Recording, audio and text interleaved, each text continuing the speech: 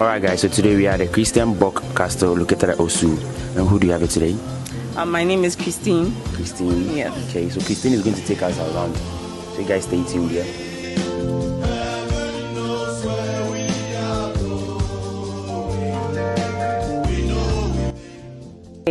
So welcome to the Christian BORG Castle. The Christian BORG Castle was named after the Danish king. He was called King Christian IV. So when he died, they decided to name the castle after him. Christian BORG means Christian stone or Christian fortress.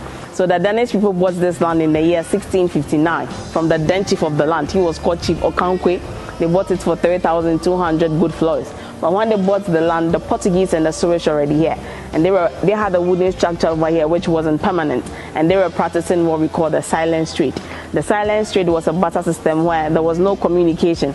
They would just line up all their valuable items at the seashore. They'll go in a distance. The local people in the community would then exchange it with their gold, diamond, ivory, etc., etc. So their valuable, with the Portuguese, their valuable items were just cigarettes, tobacco, sugar, mirror, gunpowder. Those were their valuable items. And our valuable items were the gold, diamond, and the rest, yes. So the Danish people built this castle for three main reasons. For accommodation, as a storage facility, and also for marketing. Slavery was practiced here, but slavery wasn't the main reason why this castle was built. Slavery started in this castle in the 17th century when they needed manpower for their sugarcane plantation in the Caribbean countries. I told you before that this is called a courtyard. This was where all their goods were being displayed. And if I say goods, they classified black people as goods. So here you find human beings, you find their gold, diamond, ivory, anything you can think of, you can find it over here. So this is the courtyard? Yes, courtyard. Give them a view of the courtyard.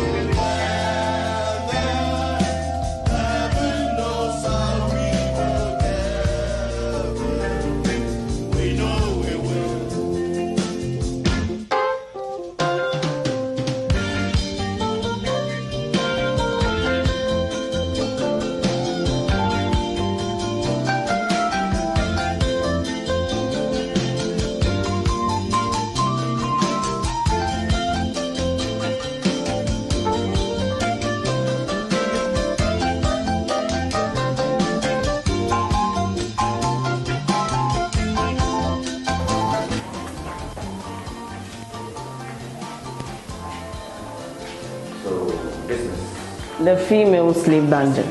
Wow. Yeah. So there are about 30 women in here and also about 30 women in there. This was their only source of light, but it was sealed by the Portuguese in 1679. So this is called the Presidential Walkway. When Ghana gained independence on the 6th of March 1957, up to 2013, the president was living here.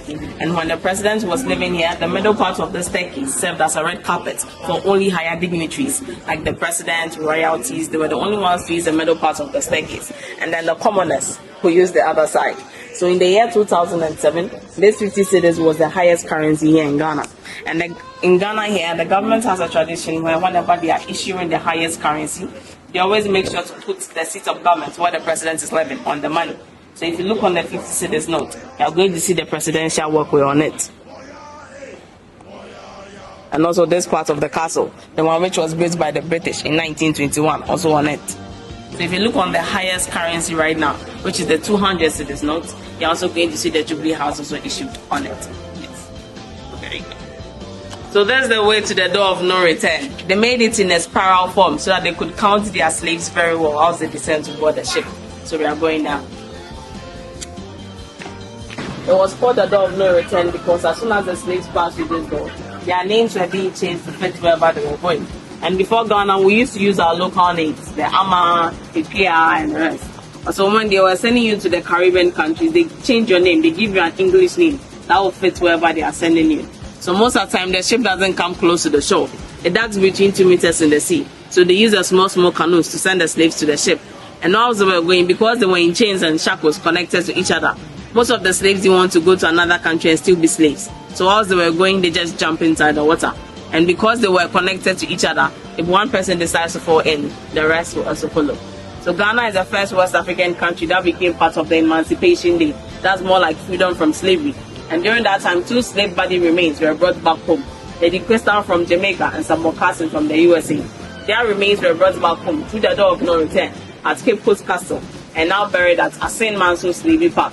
So since their remains were able to pass through the door of no return and now buried here home, now the door of no return is called the door of return. So we'll be returning back.